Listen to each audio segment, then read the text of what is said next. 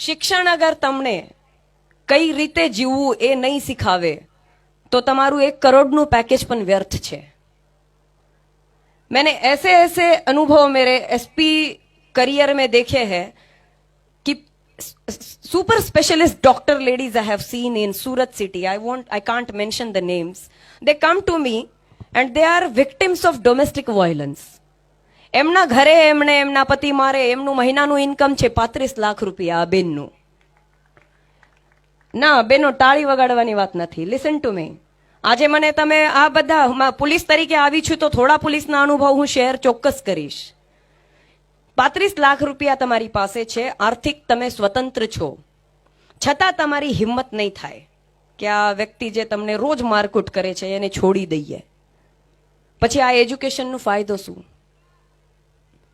મહારાષ્ટ્રમાં તમે બધા ઇન્ટરનેટ વાપરતા હશો તો જોજો, સિંધુતાઈ સપકાળ કરીને એક મહિલા છે, 4th ક્લાસ પણ 4th ચોપડી કહીએ ને ગુજરાતીમાં, એટલી પણ આ ભણેલી નથી। એના ઘરવાળાએ એને પ્રેગ્નન્ટ હતી ત્યારે કાઢી મૂકેલા, જેને ગુજરાતીમાં શું કહીએ મને ખબર નહીં है, ये गायों का जो गोठा बोलते हैं मराठी में, गायों ने भैंसों ने જ્યાં મૂકે એમાં એને ફેંકી દીધેલી, ત્યાં એની ડિલિવરી થઈ। એને જે બાળક સાથેની નાળ હોય ને પથ્થરથી જાતે તોડી, ત્યાંથી આ બાળકીને લઈને આ લેડી નીકળી। આજે મહારાષ્ટ્રમાં 1000 થી વધારે બાળકો આ મહિલા સંભાળે છે। એને પોતાના બાળકીને દત્તક આપી દીધા પછી અને આ સોશિયલ કામ ચાલુ કર્યું કે અગર મારી સાથે આવું બને છે તો બીજા નિરાધાર અશિક્ષિત મહિલાઓનું શું બને।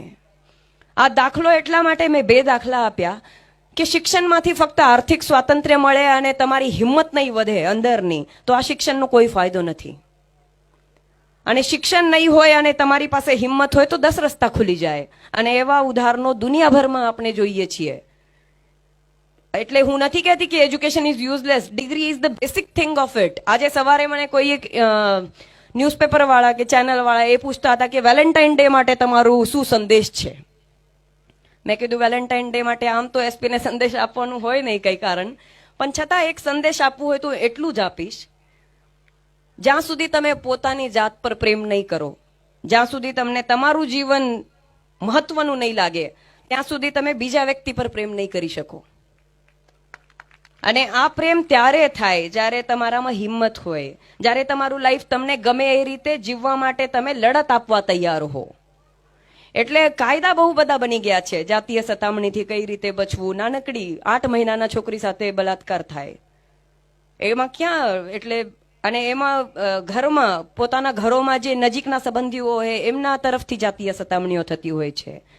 કેટલી મધર્સમાં હિંમત છે કે પતિ અગર ના પાડે તો પણ આ જાતીય સતામણીની પોલીસ સ્ટેશનમાં જઈને ફરિયાદ લખાવી આવે। It is important. લોકોને ખબર છે કે 100 માંથી કદાચ 10, 20, 25 મહિલાઓ જાય પોલીસ સ્ટેશનમાં સતામણી થાય તો, બાકી 75 સહન કરી જાય છે, અને એટલા માટે આ લોકોને કોઈ ભીખ નથી કાયદાની। એટલે આજે જે મહિલાઓ અહીંયા છે, મારી બધાને વિનંતી છે કે જે આપણને નાનપણથી શીખવવામાં આવે કે સહનશીલતા નારીનું અલંકાર છે, જરાય નહીં સાંભળતા આ વસ્તુને।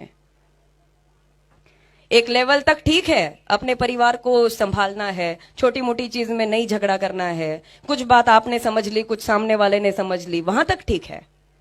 पर जब आपका अस्तित्व ही क्वेश्चन मार्क आ जाता है, वहां भी अगर आप सहन करने लग जाओ तो वो सद्गुण नहीं दुर्गुण बन जाता है। इसलिए यहाँ आज मुझे मौका मिला है तो मैं बोल रही हूँ कि सभी लोग ऐसा कोई भी अन्याय सहन नहीं करे।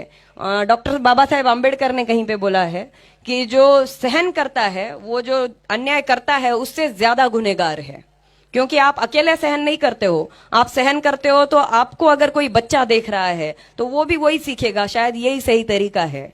एक सारी दीकरी, सारी माँ, सारी बहन जे कई बनવું હોય એના માટે કદાચ એ જ જરૂરી છે એવું તમારી દીકરીઓ શીખશે। એટલે આ સહનશીલતા જરૂર નથી, જ્યાં જરૂર નથી ત્યાં જરૂર નથી। એટલે thank you very much for calling me here, I got to share it with all of them. અને ભાઈઓ માટે પણ હું શેરિંગ કરીશ। આ ફક્ત બહેનોને લગતું, આ કઈ આઇલેન્ડમાં નથી રહેતા આપણે અલગ અલગ। જે મહિલાઓને બોલું છું અડધો ભાગ તમે જ છો એના, એટલે અન્યાય સહે છે ને કરનારા પણ આપણામાંથી જ હોય છે। કદાચ આમાંથી પણ હોય કરવામાં, પણ એટલે આઈ એમ સ્પીકિંગ કે આપણે આ બધું ફરીથી એક નવેસરથી વિચાર કરવાની જરૂરિયાત છે, જેને આપણે ફક્ત સંસ્કાર કહીએ, ખરેખર આ સંસ્કાર છે કે કેમ? અને દીકરીઓને મને ખાસ કરીને ઈચ્છા છે કે તમે હિંમત રાખો. આપણે આટલું બધું ડિસ્ક્રિમિનેશન એક્સેપ્ટ કરવાની આપણામાં ઇવોલ્યુશનમાં આપણામાં આવી ગયું છે કે આપણને ખબર નથી પડતી આપણી સાથે ડિસ્ક્રિમિનેશન થઈ રહ્યું છે. મેં કેટલીક શોભા ભૂતળા નામ છે મારું, અને મારા હસબન્ડનું નામ પ્રદીપ શેજુલ છે. તો મને કેટલીક ફંક્શનમાં અમે 100 જેટલા ફંક્શનમાં જઈએ તો 90માં ખબર હોય બધાને કે શોભા ભૂતળા જ ગમે છે મેડમને બોલેલું, છતાં કેટલીક જગ્યા કોઈક બોલી દે મિસેસ શેજુલ, એટલે અમારે પછી કહેવું પડે દર વખતે, ના હું મિસેસ શેજુલ નથી, આઈ એમ શોભા ભૂતળા. ઓળખાણ કઈ રીતે બદલાય? બહુ નાની વસ્તુ. હું એટલા માટે કહું છું, હું તમને ઝઘડા કરવા નથી કહેતી. હું કહું છું કે આપણે આટલું મગજમાં ફિટ કરી દીધું છે કે આપણને નવી વસ્તુ સાંભળીએ તો પણ કદાચ ખોટું લાગે કેટલાક લોકોને કે આ કઈ રીતે બોલે છે. પણ આ જ આઈડેન્ટિટી બીજો કોઈ ચેન્જ કરશે? એટલે મારી આજના કાર્યક્રમમાં હું તમારું એન્યુઅલ ફંક્શન છે, વધારે સમય નથી લેવા માંગતી, હું આરામથી આવીશ. અને છોકરીઓ સાથે મારે વાત કરવી છે કે તમે શું વિચાર કરો છો ખરેખર? ફક્ત ડિગ્રી લઈને તમે આ કોલેજમાંથી જવાના છો કે you are going to fight for your rights? અગર તમે તમારા અધિકાર માટે લડશો તો અમે કાયદા તરફથી, પોલીસ તરફથી, we are there with you. ખોટા અનુભવો આવતા હશે, પોલીસ ખાતો બદનામ છે, કદાચ તમારે બહુ સારા અનુભવ પોલીસ સ્ટેશનમાં કોઈને નહીં આવ્યા હોય, બધી જગ્યા સુધારાની જરૂરિયાત છે. અમારામાં પણ છે ને તમારામાં પણ છે. પણ પોઝિટિવલી તમે અગર અમારા સુધી આવશો તો we will try to deal with it positively. નહીં તમને કોઈ જગ્યા સમાધાન મળે, ઉપરી અધિકારીને મળો, નહીં મળે મને મળવા આવો, અહીંયા નહીં મળે તો ડીજીમાં જાઓ, પણ खुद का अधिकार मत भूलना, फाइट फॉर योर राइट्स. बाकी सिंपल मैं यहाँ आई हूँ तो ट्रैफिक के बारे में 2 मिनट बोलूंगी.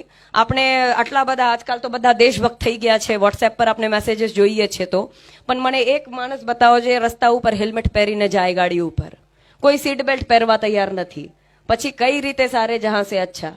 Will you agree? સારે જહાં સે અચ્છા, તમે ત્યાં 6 માસ લંડનમાં રહો છો, डू यू एग्री?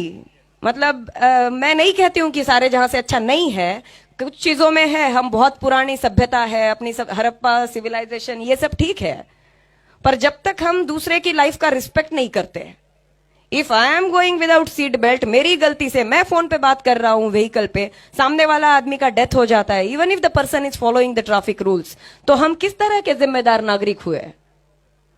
આપણે જ્યારે આટલા સરસ કાર્યક્રમમાં એક વિઝનરી માણસ કંઈક સારા ઇન્ટેન્શનથી એજ્યુકેશન તમને આપે છે, તમે અહીંયા સારા ઇન્ટેન્શનથી કંઈક ડિગ્રી એજ્યુકેશન લઈને અહીંથી બહાર પડો છો, ત્યારે એક જવાબદાર નાગરિક તરીકે ફક્ત એટલું કરો કે જે નાની નાની વસ્તુ હોય, હેલ્મેટ પહેરો, સીટ બેલ્ટ પહેરો, મોબાઈલ ફોન પર વાત નહીં કરો, રસ્તા પર કચરા નહીં ફેંકો, એ બધું સમાજ, સરકાર તમને કહેવાની જરૂર નથી.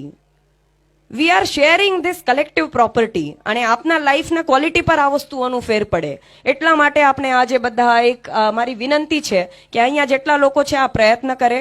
હું દર વખતે કહું છું, સાવિત્રી પ્રાણ પરત લઈ આવી હતી, આજે કોઈ સાવિત્રી પરત લઈ આવી શકવાની નથી.